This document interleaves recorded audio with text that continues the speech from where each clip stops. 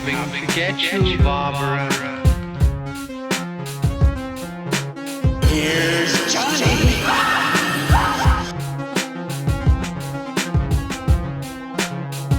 Like scary. Hello, everybody, and welcome to Scared Speechless, the podcast where two astro-projecting, horror movie-loving nerds try and find the words to describe our favorite and least favorite horror films. I'm your host, Jake, along with my co-host, Aaron. I get very excited to hear whatever you have to say. I had a hard time with this one. What kind of boys we are. What kind of boys? Sometimes we're men, sometimes we're boys, sometimes we're CGI sperm. If you listen to the Seed of Chucky movie, because they felt that was the best way to open that movie up. The closing of this movie, the closing like animation for it, reminded me so much of like that kind of just with intro less semen. Yeah, could use more, but you know. God damn. Well, this one's off to a hot start. Right? Isn't also, apologies to our 3 or 4 listeners. There is mild construction, I think, going on. So if you hear that, I do apologize. But I normally record at night, and it is night for Aaron, but it is day for me. So if you hear noises... It's like evening. For you? Oh, yeah. 7:30. That is full-on nighttime. It's light out. Is it really? And it's probably like 90 degrees outside, yeah. Wow, okay. 90 degrees, yeah. It's just starting to get hot out here in the West Coast in California, so... But you never get that dry heat. You know, it's never... you do get... No, you don't... I thought fucking LA was all about dry heat. That's what I meant. You don't get the you don't sweat a lot out here, which is kind of nice. God, I sweat out here so fucking Yeah, that's bad. the thing. The East Coast heat and West Coast heat very different. But we are not here to discuss heat. We are here to continue the Insidious films. And Aaron, what film are we talking about today? We're talking about Insidious Chapter 3. The third chapter, which my favorite has now. Somehow nothing to do with like the first two. No, that's not true. I mean, kind of. It does, but in like, and I'll get into it more. Yeah, they refer to it, but like, and I'll get into that when we start discussing our thoughts on the movie. Reference it. They do reference it, but I was like, ooh, virtually from that other movie. Yeah, virtually other than those references, like, why is this a chapter 3? It's a prequel. You'd expect this movie to have like some sort of like, I don't know, sub thing for the title, like Insidious, the beginning, or Insidious something where it's like indicative of it being a prequel, because for those of you who are unaware, it takes place a couple years before the events of the first film. So before all that stuff with Patrick Wilson and Rose Byrne and the Lambert family, this film is before all of that. I'll be honest with you. It took me a lot of thinking to find that out. I was like trying to think about it. I wasn't entirely sure. Interesting. The only thing I think that sets it off is, does it not tell you at the beginning of the film like that it's like 2007 or something?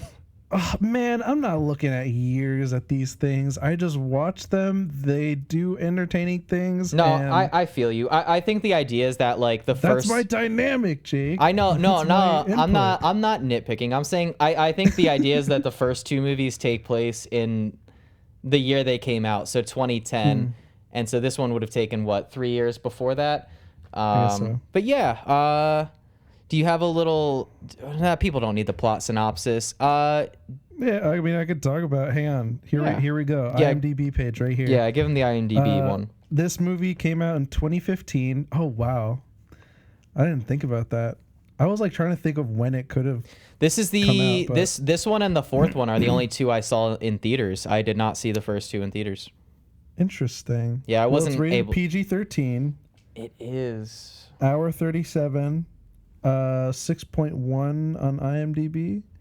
It's a horror mystery thriller directed by Leigh Whannell. Also written by Leigh Whannell. Stars Dermot Mulroney, Stephanie Scott,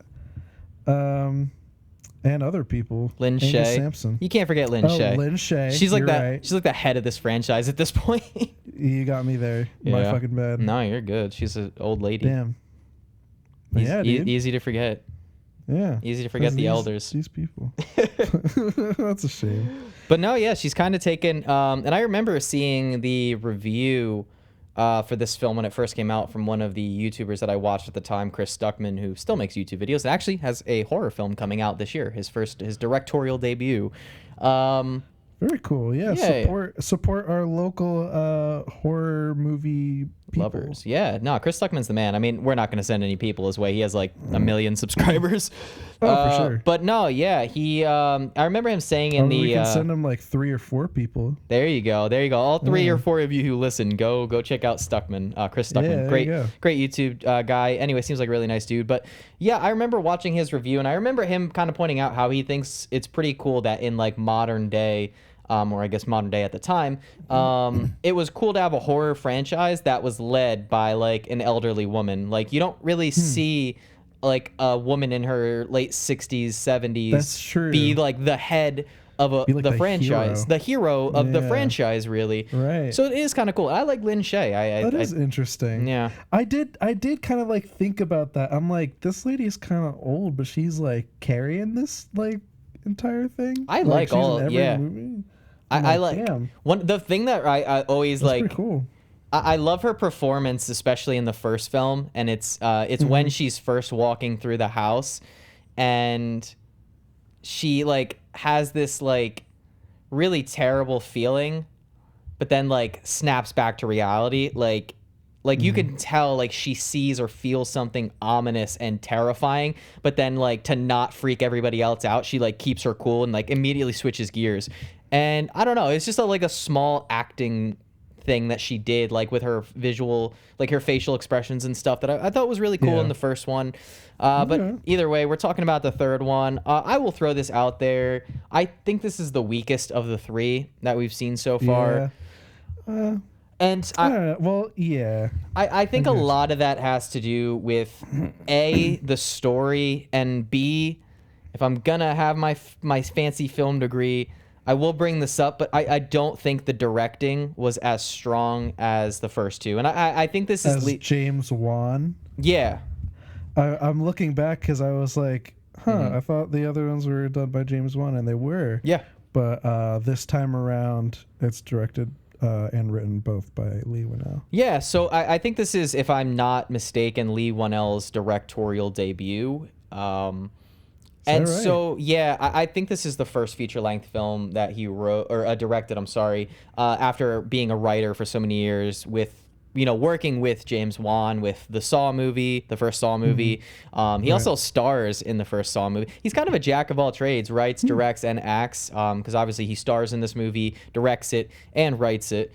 But I just didn't feel like the directing, and it's his first film, so obviously it's not going to be as polished and tight-knit as something like James Wan, who has already been doing this for a while, So I don't want to rag on him too much, but I just felt in terms of if you're comparing this to the other 2. Give him the business. Well, listen, I don't want to be too mean, but again, like the direction and the story are my 2 biggest criticisms, and those are the 2 things that he did. Sorry, Leigh Whannell. That's so funny. But it's not that you did a terrible job. It's just that you didn't do a very. It's just that you didn't do a very good one. No, oh man, that's silly. This I recently saw a movie. What did I see? I saw The Flash, and on my Letterboxd review, I wrote one sentence, and it was, "This movie is basically an unsalted French fry." And that's kind of how I feel about Insidious Chapter 3. I mean, it's like I've known that kind of feeling. Like when I feel like you would get those kind of fries. Yeah. Like those soggy fries at like a roller skating. It's not even like soggy. That. I would even dare say it's a little bit of a crispy fry. However, okay. It is an unsalted crispy fry, so I'm just eating a crunchy potato at that point, which is just like. And when I order fries, I expect a certain level of salt, and this movie had no salt. It had no pepper. It just had no seasoning. Sprinkle a little Old Bay on there, you know, just something. Put some sazon. Exactly, you know, some tahini. Do something like put some spice on. Goodness. Put some spice on these Save that fries. for your mangoes. Yeah, I know. I love some tahini on some. Don't they do it with something else? Like they put tahini on the mangoes, but they friggin' like, oh man, when I went to, I got a drink at Epcot, and they put it around the rim. It was they put it around the rim with like this margarita. It was amazing. Yeah, and I see that's what I wanted from this movie. I wanted a little bit of spice, a little bit of zest, you know, a little bit of seasoning. Yeah, you know what though? I agree with you, but it's kind of going the opposite way for me. Like it's to me this kind of feels like the so bad it's good kind of thing. Yeah, well. No, I don't think it's like so terrible. But I just think they have like such corny moments. I get so comfortable in that. That's the thing. I didn't think this was like the worst horror film I've ever seen. This isn't even the worst movie we've talked about on this podcast. Like, definitely. Like, would I watch this over something like Sinister 2? Yes, absolutely, any day of the week. But this movie also it didn't entertain me. Like this movie kind of was boring, and like my biggest criticism, because I felt like the direction and the cinematography and like that kind of flair that the first Insidious film had was lacking in the second one, but it was still there. But in terms of the plot in this movie, tell me how this like is unique or distinct in any way. This felt like I was watching the first movie again, but just way worse. You know, like it felt like a lot of the plot beats, like instead of a young kid being like terrorized, it's like a teenage girl, and like the dad is concerned, and Lin Shaye has to show up, and of course, you know, it's a prequel, so we have to show how her and Dumb and Dumber met, and so we have to have that scene. You know what's on top of that? If you know, since it's a prequel and you got to have ties to the other movies, turns out that the bride in black has been hunting Lin Shaye / Elise for years, because you have to have as many goddamn tie-ins to the other two movies as you possibly can, even to the point where the final shot of this fucking movie is and this is not me calling the villain this is on IMDb what the villain is known as, the lipstick face demon.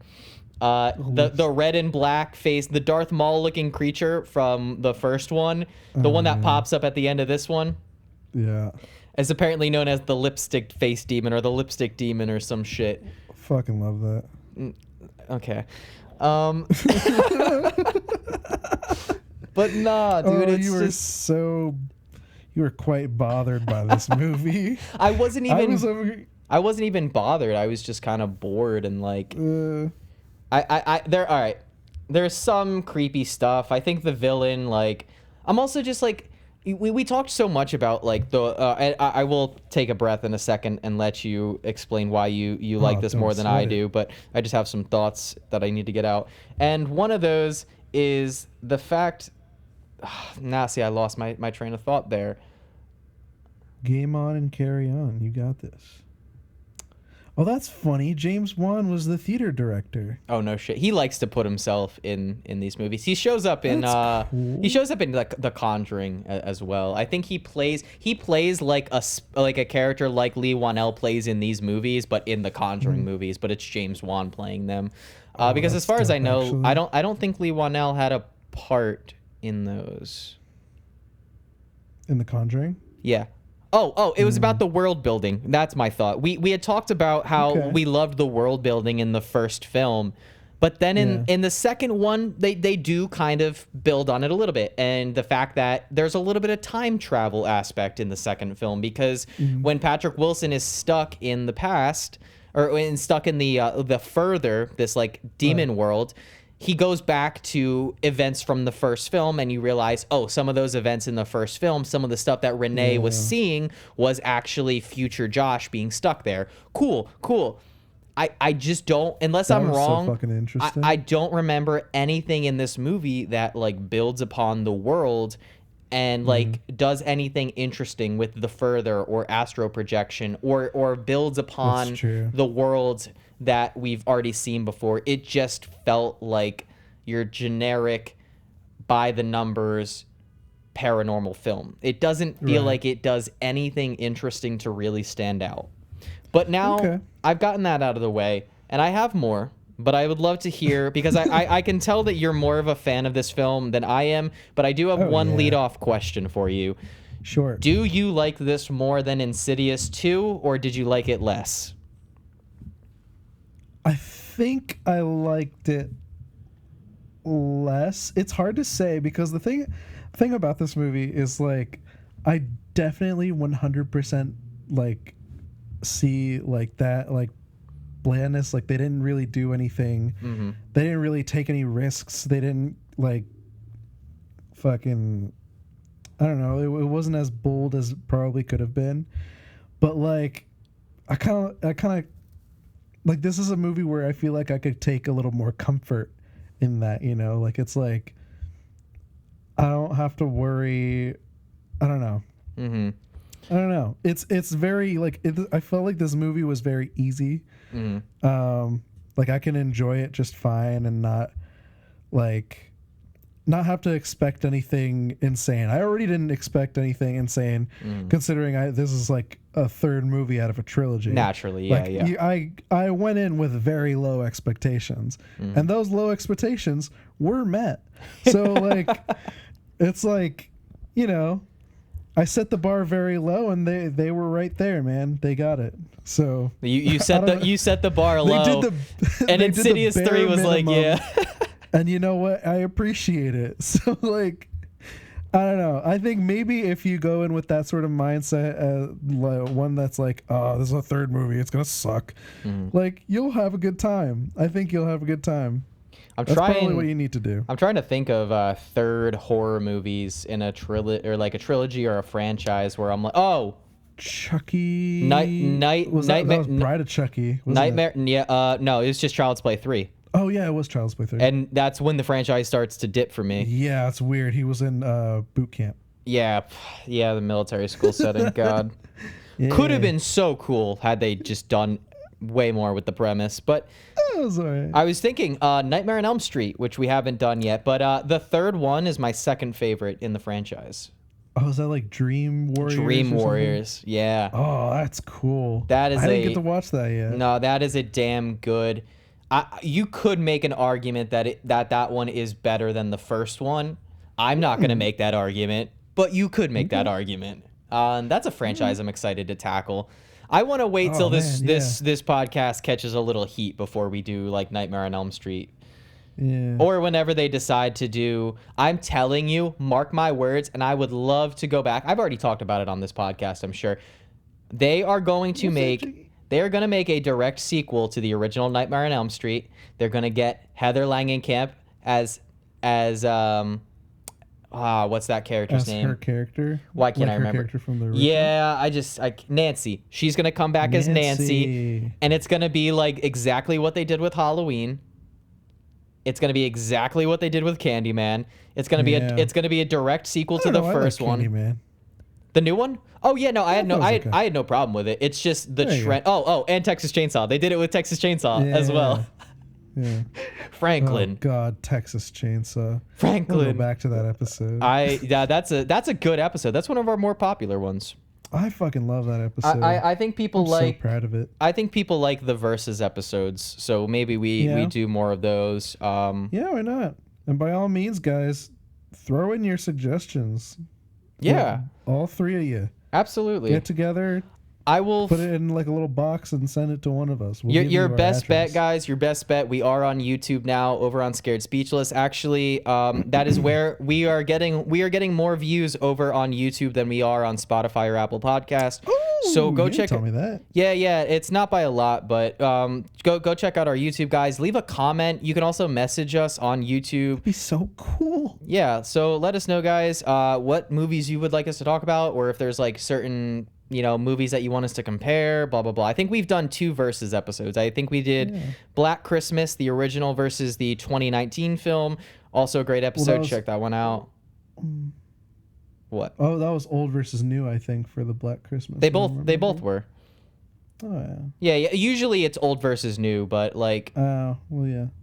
Yeah, I guess that's, I don't know, other ways. I don't know if there's other ways to do verses, but maybe That's fine, I guess. maybe we could do like a we'll come up with like a subgenre of horror, like Cabin in the Woods movies or slashers, Yeah. and we'll spend like 4 to 6 episodes or 4 to 8 episodes doing slashers, and then we'll do like a bracket, and each episode like we'll knock one movie out of the bracket.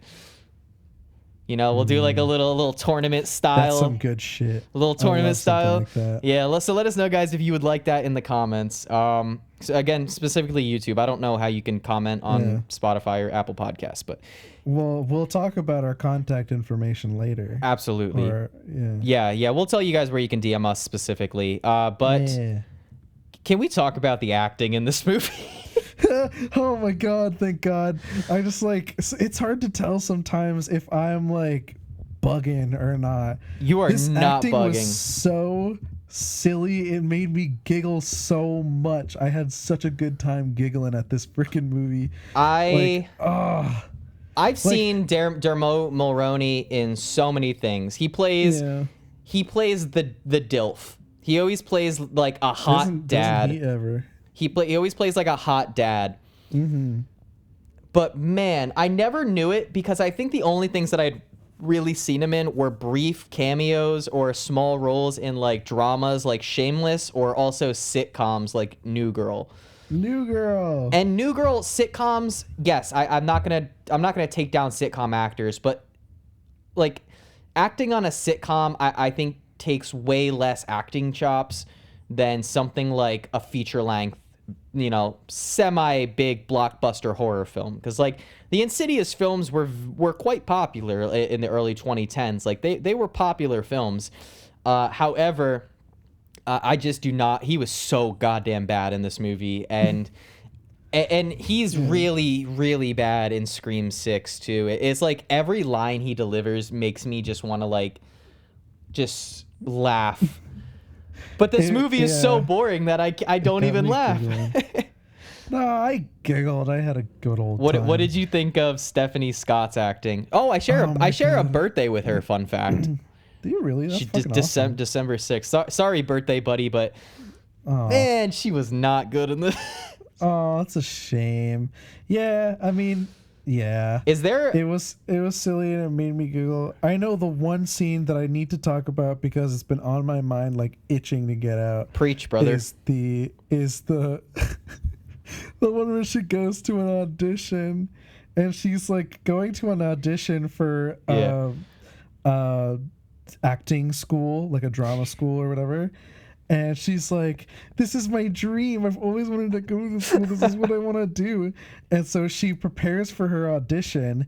Tell me how it's fucking one line.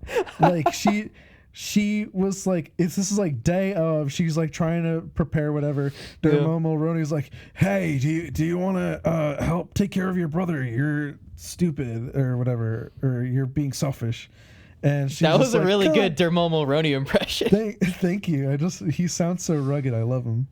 But so she's like, Dad, you're ruining my life. Like, I need to memorize these lines. When can I do that? He's like, go back. And then so she goes to her audition, and she only knew that one fucking line. Like, I'm like, how long have you had to prepare for this? Like, if you're gonna go to an acting school, you only learned one line. I'm like, what if it was for like a sentence long? What if it was for like Juilliard or some shit? It probably was. I don't know what school James Wan is directing. The bigger question is, how long do you think Stephanie Scott prepared for this movie? It's like day of, she came in off doing Ant Farm, and she's like, like the season where they go like overseas or something. Not Ant Farm. Love Ant Farm. That's what China McClain or whatever. China McClain, yeah. God damn, that's a deep cut. Fucking Ant Farm. Fucking love Ant Farm, man. Yeah, it's Sierra McCormick. Is that? She was a childhood crush. Yeah. She's I think I follow her on Instagram. Olive. She's like I think she's like doing modeling or something now or some Is shit. she really? Something Good for like her. that. Or she has like a fashion brand or some shit like that. Yeah.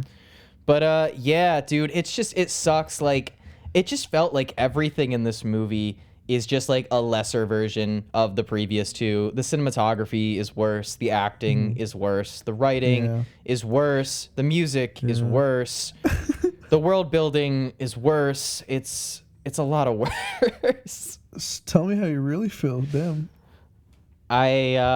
I'll go on a tangent. No, I don't really have a tangent. I just think I was bored with this movie. Like, there's movies that are like even something like Seed of Chucky is a ridiculously stupid fucking bad movie. That is But so it's like bad on purpose. But it's almost. I don't know if it's bad on purpose. I just think it's so bad that it's goddamn hilarious. Where it's like, it's funny like that, like, you know, the what's Glenn or whatever, like thinks his name is like fuck shit or shit fuck or something like that. Like, it's funny, it's stupid, and it's bad writing. And he thinks he's like Japanese. Like, it's stupid. It's from mid-90s. But it's so hilariously bad. Yeah, I forget. His name is some curse word. Like, he thinks his name is some curse word because that's what the dude who kidnapped him told him his name was. Yeah. Isn't it shithead? It's like shithead or something. I don't know. I forget. Probably. Don't movie. sweat it. Yeah. I don't want to think about that. sweat it. I don't want to think about that movie too much. I'm gonna watch that movie tonight. I'm not. I've been on a DC animated movie kick, so I'm gonna watch more. That's cool though. I love DC animated movies. Yeah, if you guys, the few that I've seen. Yeah, if you guys are former film student subscribers, and that's how you found this podcast, and you're listening to this now, and it hasn't come out yet, or it has. Either way, I'm working on a really big DC video. It's about almost 40 minutes long. It's my longest video yet, so if it hasn't come out, look forward to that. And if it already is out, then go check it out. But yeah, I've been watching a lot of DC animated stuff just to see how it compares to like the live action DCEU. Spoiler alert, it's better in virtually every single way. Sorry, Snyderverse fans. What a diehard fan base. That was intense for a long time, and then I heard not a peep about it. Oh no, it is still very intense, my friend. I'm on social media a fuck ton, and every single day, go on any Facebook, go on any social media, go on any Instagram post about the upcoming DCEU, about James Gunn, and guarantee you get you get Snyderverse bots in there. He's ruining the DC. God. He's ruining. People are literally blaming him for The Flash being a flop. He didn't make that movie. He didn't write that movie nor direct that film. He literally directed the only DCEU movie, not the only, one of the only DCEU movies that is any like sort of well liked by critics and fans. BVS, fucking hated. Man of Steel, kind of hated, but it's kind of split. Suicide Squad, the first one, absolutely hated. Dog shit. Justice League, absolutely miserable. Even the Snyder Cut needed 4 fucking hours to be a semi-decent watchable movie. Yeah.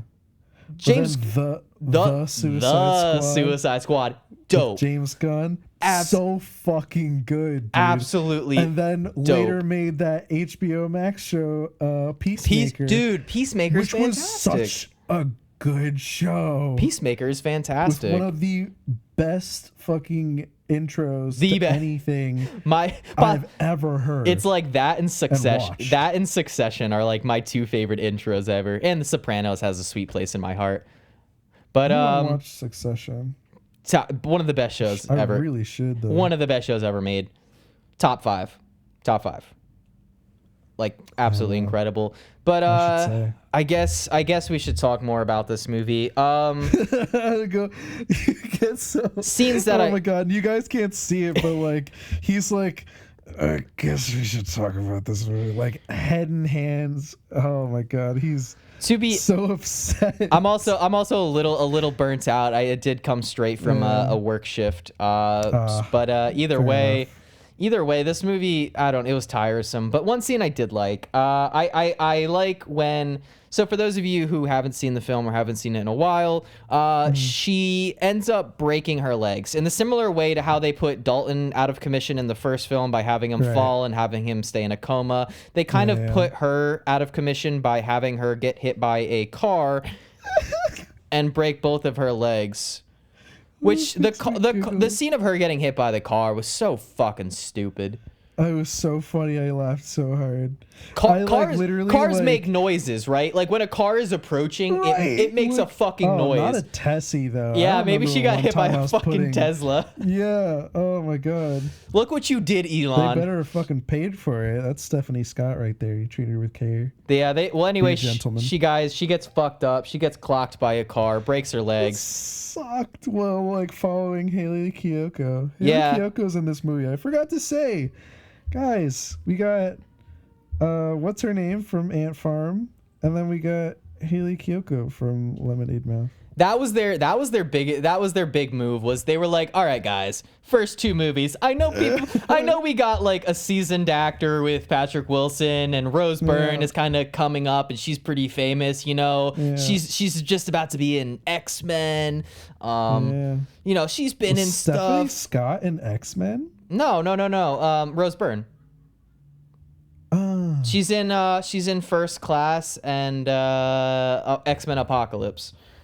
But either way, I'm talking about the first movie where they get like Patrick Wilson and they get Rose Byrne and like talented people.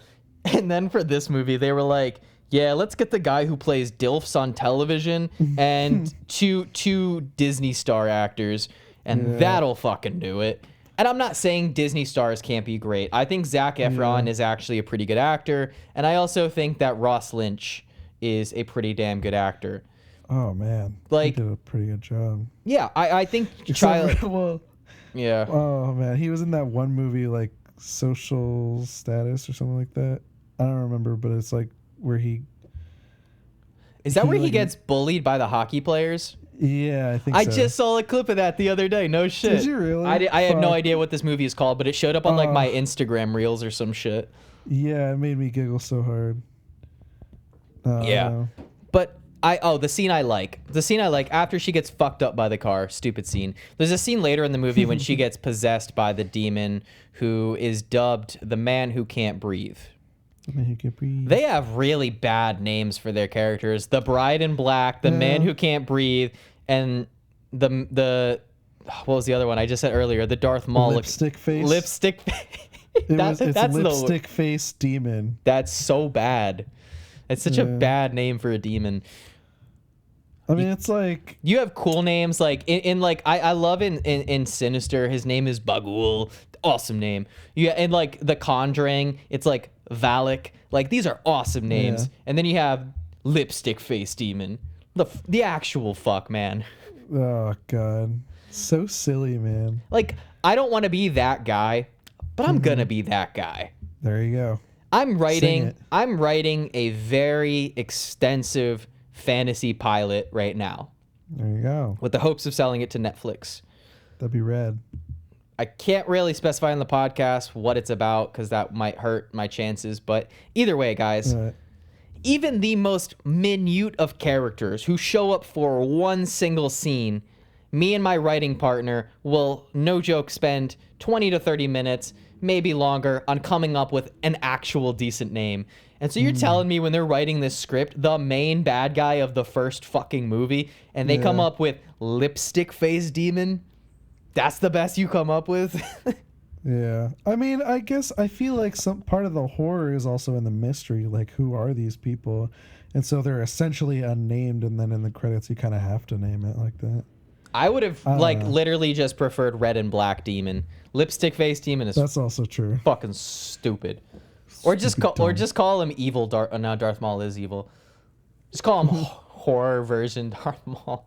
But anyway, the scene I keep fucking forgetting. The scene that I like, when her legs are broken, she gets possessed by the Man Who Can't Breathe, and she starts walking on her broken legs, and they're all like Yeah. dark and fucking shit, Ugh, and that she's made like me walking in a creepy way, and it has like this crinkly like snapping noise when she walks, like every step she takes like another bone is breaking. That was excellent. Oh, Excellent God. sound design. I also will say, and this scene has stuck with me since I watched it in theaters in 2015. Uh-huh. When the man who can't breathe is pushing her around in the wheelchair, and you can't really see his face, you just see like his torso pushing her around and like wheeling her around. That I thought was a pretty effective horror scene. Other than that, though, didn't do it for me. Didn't do it for me. Man. If you guys want a movie where like a character tries to like paranormally reach out to a dead relative, a loved one, but done much better, just watch Hereditary, because Yeah. it handles this concept so much fucking better. I love Hereditary. Well, you're comparing two very different movies. Am I though? But I mean, Like, what is the difference between the two, other than one is really good and the other is not? you got me in a box here. Like, that's the thing with Hereditary. Hereditary is not that unique, my friend. Hereditary is not that original. I've already pointed out on this podcast how many things I think that movie borrows from like James Wan when we were talking about Insidious 1 and 2. Like, I mentioned how I think like and even like the Babadook, like I definitely think Hereditary pulls from a lot of films. However, it does it exceptionally well. The writing and acting in that movie and the cinematography and the direction is Right. fucking phenomenal in that movie. And that's why I think filmmaking is so important, because you take a concept that's been done to death and you do it exceptionally well, and it feels refreshing no matter what. But I feel anyway, yeah, do you have any scenes that like stand out in your mind or that are memorable to you, or like there were really only like a few scenes. Oh God. You know who like really fucked me over with that like acting, like with how bad their acting was? The brother, the little brother. oh yeah. He was just like, "Oh, getting up," and then she was like, "Come on, get up! You have to get up for school." He's like, "I'm getting up," and then she's like, "I'm gonna tell Dad," and then he's like, "Fine, bitch, fuck off, I hate you," and then like, but like, that's almost exactly how it was In PG-13 version, yeah. Oh yeah, it was just so like, it's so cringy, but it was like funny. Like I oh man, Dude, kids When are she got bad in movies. okay. So the parts where I like especially giggled was when she got hit by the car. Okay. First of, then when she only knew like that one line and shit, like I thought it was hilarious. Yeah. And then at the end when they're when we see the origin of the team, the old lady Lin Shay, Specs, and whatever the other one's name is, and Tucker. We literally have forgotten his name in 3 straight Insidious episodes. Oh man, Specs and Tucker. Yeah. So we see their origin, and she's like, "You know what? I think we should go into business together." And they're like, what? She's like, "Yeah, I think it's good." And then they're like, "Oh, okay." And then she's like, "Walk me to my car." And then like you kind of like, it's just like really like corny, and like, and they were just like walking in the middle of the road. It felt like a Marvel why? post-credit scene. It kind of did. It was it was really funny. I was like, "What the fuck is that scene?" It just like makes me laugh, and I won't lie that I did get spooked a couple times. If you ask Diana, there was at one point I was watching in her new apartment, and like I was watching it on my phone, as I do with all movies pretty much. Yeah. And oh God, I think it was the part where, oh no, there's another funny moment that I'm gonna talk about after this. And I think it was the part where Lin Shay goes into the further, and she's like looking for the man who can't breathe, and like getting her to like help. She's like getting him to like not possess the girl, Stephanie Scott. Yeah. And Like she did in the last she- two movies. Yeah. And she went into this room and was like looking at this guy facing away from her on the bed, and she's like walking towards him, and then the fucking lady in black comes out of fucking nowhere and just like tackles her, and he's like, I'm gonna fucking kill you. And then Bride I in was Black like, because it's a man. Bride in Black. Anyways, but she like comes out of butt fuck nowhere, scares the dick out of me. I literally like I was like, "Dah!" And I like threw my phone by accident, and Diana was like, "Are you okay?" And I'm like, "Yeah, just watching the movie, it really got me." It could be because I haven't seen like a particularly scary movie in a bit, but I You're don't getting know. you're getting not desensitized. You're getting sensitized again. Yeah, I'm sensitized as fuck right now. Yeah. But like I thought it was, oh god, that No, scared me. But then at yeah. the same time, in also that scene, it was another part where I giggled really hard, where the bride in black like has her against the wall, and then Lin Shaye is like, no, like I'm stronger than this, like she's reaching deep inside. And then she's like, this is how I'll die, but not today. And then she goes and she like digs her hands up under, does like a fucking CIA agent fucking like a whoa, and like swipes her arms away, and then like grabs her and fucking throws her. Dude, and I just like, oh my god. it's so ridiculous. It just made me laugh so hard. Dude, and I that's was like, yes, bitch, do it. I was so proud of her. That's a consistency in all three of these Insidious films for me. Oh, It's my so God. much less scary when you have the people fight the demons, like literal fist fights. Yeah. Like it happens in the first one, and then it fucking happens in the second one, and then it Yeah, fucking man. happens in the third one, and it's like, it's just not. It's so silly watching them just literally. makes me laugh. Like I feel like I'm watching like fucking Daredevil or Captain America Winter Soldier over here, and I have these not those movies and shows have much better choreography, but I'm watching like it's like CW choreography. I feel Yeah. like I'm watching like Arrowverse fight choreography in a goddamn big budget Insidious movie. Like, stop. It's not scary. It's not scary when you have the character gosh. fight, physically punch the demon. Demons should not be punchable.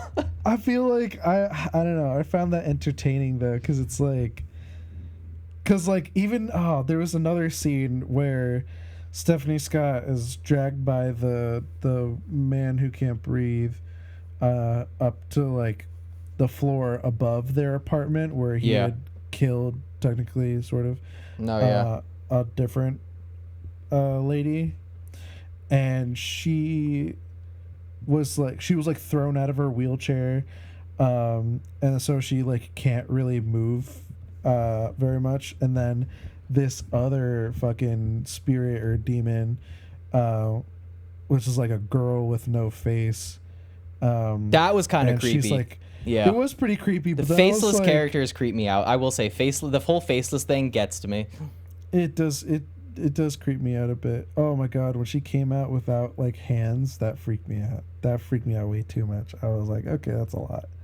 But no, when that girl without a face was like crawling towards her, I'm like, what if he just kind of was like, you know what, bitch, I'm gonna fucking crawl to you too. Like crawl over there, like I'll give you something to crawl about, you little bitch. Like, She should have just I curb would stomped her totally- there. She should have smacked the bitch out of her. She would be like, she comes up to you like that, getting all up in your space. You're like, pow, knock it off. Damn. Yeah. I I don't know. about you, but that's what I would It's- want to it's- do. it's And I the- like those moments where you kind of like get to indulge in that. You know, That's fair.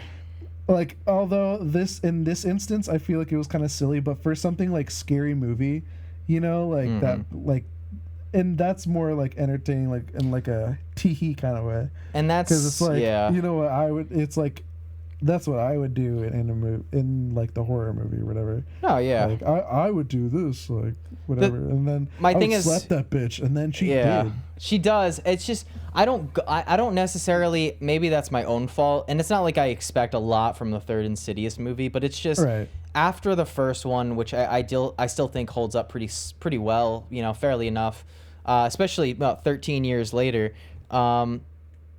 The second one, better than I remembered, a little bit watchable. You know, I wouldn't mind throwing it on. Is it great? No. Would I even say it's that good? Not exactly. It's very meh. But with this one, it's just with all of them. Like, I go into an Insidious movie, and if they were like trying to be cheesy, if they were trying to be a little corny, absolutely. Like what James Gunn, or I'm not sorry, not James Gunn, James Wan. What James Wan does with a movie like *Malignant*, where it is so very self-aware and it takes itself seriously, but in the way where it's like, we know how overly dramatic this is. Like that amazing scene where she's like, in *Malignant*, where she's like, "You're adopted," and it's like, and it's like a guitar riff, and it's like that, or like I literally fucking, like, the cried opening laughing of at the that. opening of the movie where she's like, "We need to cut out the cancer." Another sick guitar riff, and it's like that shit is Oh my awesome. God. That's what if this love that. Insidious had wanna been watch that movie again. if Insidious had been that, then when they like literally fight the monsters and fight the demons, I would have been like, fuck yeah. But these Yeah. movies like build themselves up as like straight up horror films. Like, we are trying to scare you, and I'm Yeah. like watching you, seeing you bitch I slap get you. bitch slap a demon is not scaring me. Right. Yeah, but anyway, know. I see your I don't point know, though. man. I see your point of it being like entertainment value, and I do think Yeah. that's valid. Like, I found this movie boring, but stuff does happen in this movie. Mm-hmm. There are parts that I think you could see as like just entertainment value. Right. Yeah. And I mean, I don't think I would rewatch this again. No, but this I is the feel last like- time I'll see this movie. But I feel like I could, you know? Like if somebody was like, "Oh, is Insidious Chapter 3 any good?" Because Insidious, in this scenario, I would say no. no, Insidious Chapter 1 and 2 are not available. But it's like, hey, does you guys want to watch Insidious Chapter 3? I'd be like, I guess. Fucking. You know what it is? What's that? So the equivalent is like someone really wants a cheeseburger. Okay. And it's like the first it's like the first one, it's like they really want Five Guys. Five Guys And is I do. Five Guys is closed though. So you can't have Five Guys. McDonald's though is open, and McDonald's is Insidious Chapter 2, right? In this scenario. McDonald's, I'm sorry, is shut down. Now you still want a burger, and Insidious 3 is like going to the gas station, and they have like frozen burgers that you can like heat up in a microwave. And that's kind of what I value Insidious 3. No. I wouldn't say that. I just hit my mic. I'm sorry, listeners. I was laughing too hard. Actually, no, that's bomb. I was thinking like if you go to like a diner, not because diner burgers fucking slap. A diner would be better than Five Guys and McDonald's.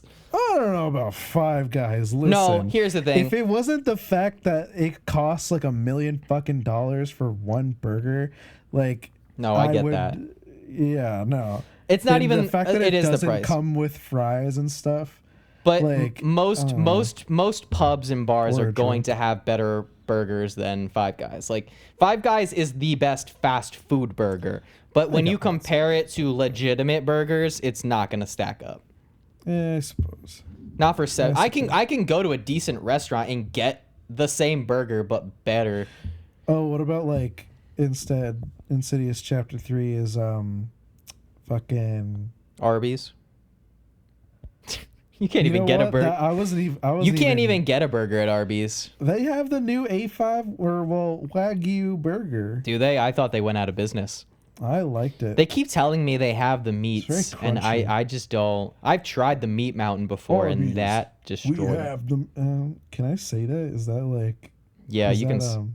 You can say Is that it. copyright? Oh. You can say it. Arby's. We have the meats. Scared speechless.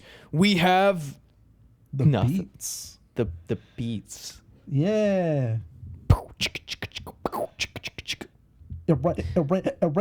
Anyway, my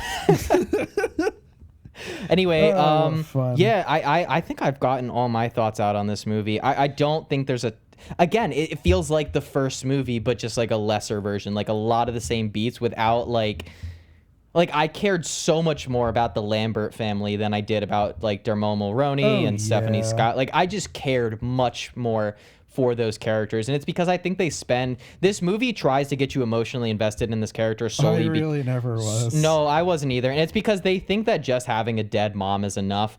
No. Having a dead mom is not enough. There's plenty of movies where characters have dead parents. You need to get me invested in this character in this film in the way that they did in the first Insidious film. Yeah. They show this loving family. They show this relationship. They show their struggles. They show how this demon is affecting the relationship and the dynamic between Patrick Wilson and Rose Byrne's character. Like, it's literally causing friction in their marriage. Like, that is interesting, compelling stuff. That's true, because I feel vibe like with in this that, yeah. movie they just kind of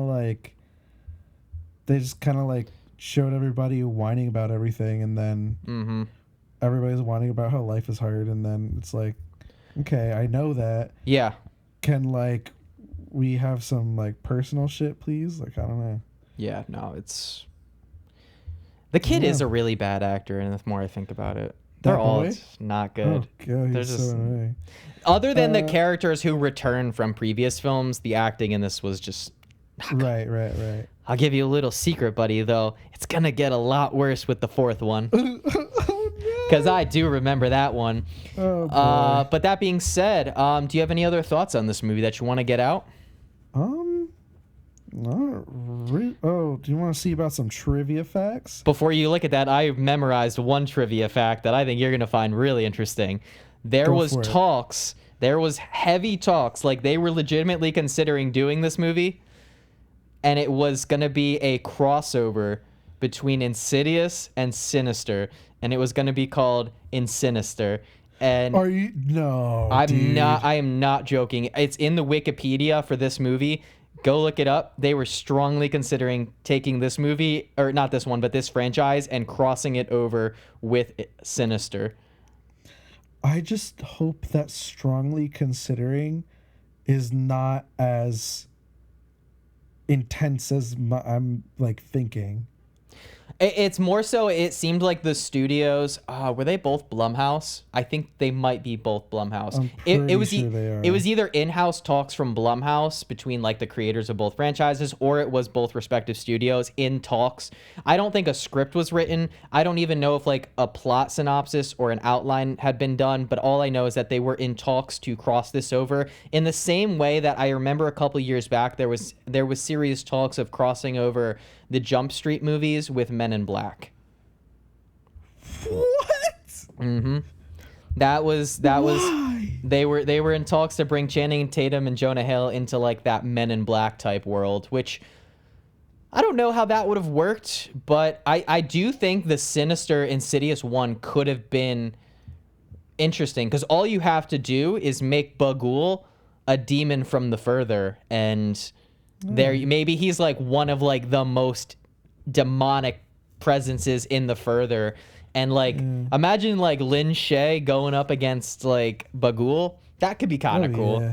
That could be kind That of would be interesting. pretty cool. I won't lie. But yeah, so that's the only trivia I know about that movie. But yeah, I'm down to hear one or two. We're pushing a little bit long, but you know what? We don't got too much left to say, so. Hey, we're good. Yeah. So it's just saying that James Wan was unavailable to return as director for the third installment due to his scheduling conflict with Furious 7.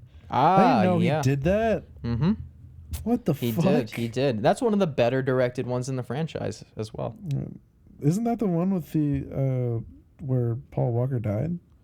Well, yeah, that's the movie that he died during the filming of. Yeah. Oh, damn. I remember watching that in at a drive-in theater. Yeah, I remember. Nice. I remember when that movie came out, yeah. That was eight, Wow. eight years ago. Yeah. But yeah, well, that's good though. I mean, I don't know how. That's pretty much I don't know how much. Like, obviously, the directing would have improved, but I don't know how much involvement James Wan would have had with this film. Maybe he would have reworked the script a little bit, and it would have been a little bit better. But the plot is a lot of my issue with this movie. I know I spend a lot of the episodes talking about cinematography, direction, editing, and stuff. But honestly, guys, it was a lot of just like the story beats, the acting that just did not Yeah. work for me. Yeah. Yeah. Hey, man. That's you, man. All right. Do you want to get into scores then? We'll talk about our scores for this film. This is a feature film debut of Hayley Kiyoko. Wait, when did she do? Sick. Lemonade Mouth. Well, but like, Lemonade Mouth, I want to Lemonade Mouth guess wasn't was. a feature film, was it? It's a. Yeah, it's as long as it's not a It's- short it's- film, it's a feature. Oh, okay. I wasn't sure if that meant like in theaters or something. Wait, Lemonade Mouth was 2011. Does it have to be in? No, because then what I is thought- does streaming count? Like, I'm Who had confused. feature film debut of Hayley Kiyoko, who had previously only been in made-for-television projects. So they don't count made for So, television, yeah. but straight to. Yeah. I guess I would assume straight to streaming counts. Right. But all right, Yeah. interesting, I guess. But yeah, I mean, I know what I'm gonna give this movie.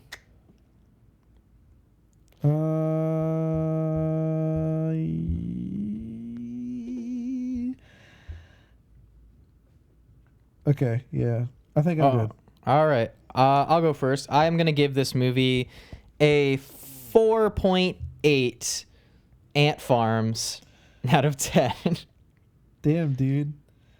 That was Yeah. close to what I was going to do. I was going to do a 5.9 China Anne McClain's out of 10. All right. Well, with both of our scores, we have a combined 5.35. So that sounds about right. It's about like in the middle, yeah. About in the middle, which I feel like is most of what happens. My scores are always low and Aaron's are always a little bit higher. And then so Yeah. we get that nice median. Yeah, right in the middle. But yeah. In terms of next week, I have a proposition for you, Sir Aaron. yeah. Would you? I still want to do a shorter episode, but I have a feeling we're not going to have a lot to say about the fourth one. Okay. The I'm new- surprised the- we had the- this the- much to say about this one. The new one. We are recording this on, fun fact, the day that Insidious: The Last Door comes out. The red door, not the last door. The Red last. Door. I'm thinking of Yeah. the fourth one, which is The Last Key. The Red Door, Insidious: The Red Door, the fifth Insidious film. So how about we do a double episode? We spend 10 to 15 minutes talking about the fourth one next episode, and then the rest of the episode we talk about the new one. Oh shit. Sure. Yeah. Let me get my fucking. Let me see if T-Mobile Tuesdays give me a $5 movie ticket. Dude, just get Dang. AMC stubs. It's so worth it. AMC I do A-list. have AMC stubs too. Uh, I don't. the- I don't the know if A-list. I have the. It's 20 to higher it's tier. guys, I will promote AMC. AMC sponsor us.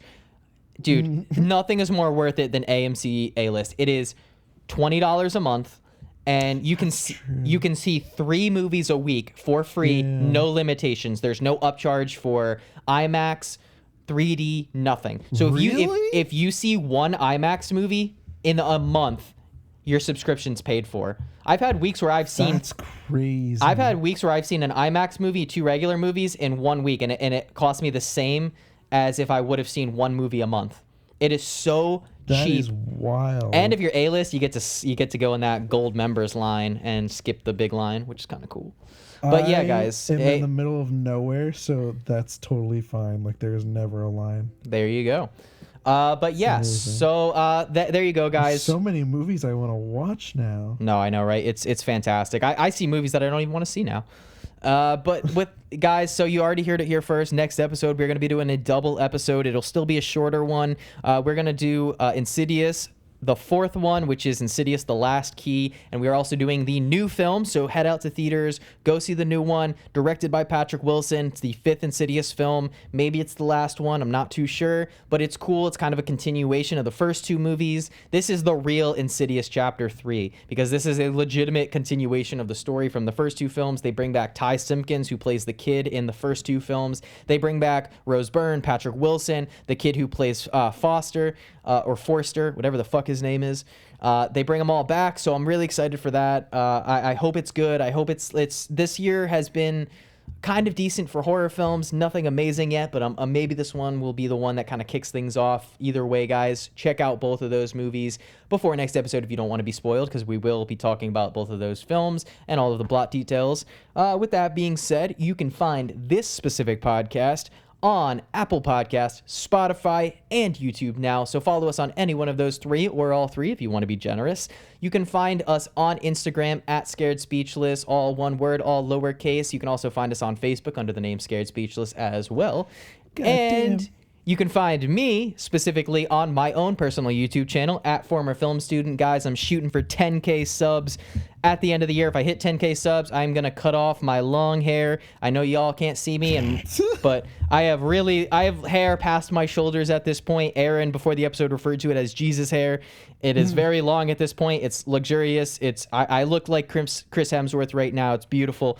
I don't want to cut it, dude. It's but rad. but if I can get to 10K subs, I will cut my hair. But also, yeah, you guys can find me at Former Film Student. I do a lot of TV, movie-related content about a lot of different variety of topics. Once the channel gets a little more popular, I'd like to do music reviews, comic book reviews, all the good stuff.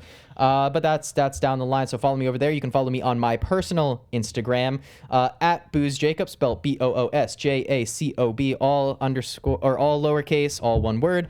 So you can find me there. Aaron, if you would like to plug anything. Yeah, I have an Instagram. It's Vixatic. That's VIXATIC. Don't worry about what it means. I really just post I don't. Yeah. But I should. I'm gonna post a lot of shit, and Yeah. you're all gonna see it. Just let me know that you're coming from Scared Speechless, and I'll hook you up. Yeah. I still good stuff.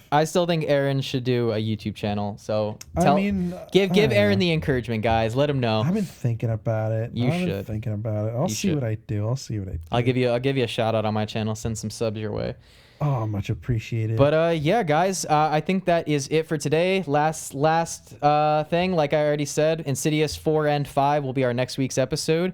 So stay tuned for that. So excited. I'm excited, dude. This is the very first in theaters film that we are doing on this podcast. We have never reviewed a new is film on the awesome. podcast, so I'm very excited for that. Maybe we'll That get a is little so bit more cool. traction that way. But either way, guys, thank you again for listening. Our episodes are a little bit shorter now. This one went a little bit longer than the last couple, but that is all right. Yeah. This is probably the most fun I've had out of the last couple we've talked about. Oh, it's been so good. Yeah, it's been a damn good time. Season 2, guys. Season 2, back and better Going than ever. strong. Yeah, killing it, baby. We are back. Shorter episodes, more frequent episodes, more recent films, all the good shit that Hell you guys love. yeah. Make sure to throw us on anytime that you're getting your pump on at the gym, going for a walk, on your morning drives to work, anytime that you have 30 to 40 minutes to spare to listen to two guys babble on about some horror films. We do greatly appreciate it. But I think that's all for me. Aaron, do you have any other final words for our lovely listeners?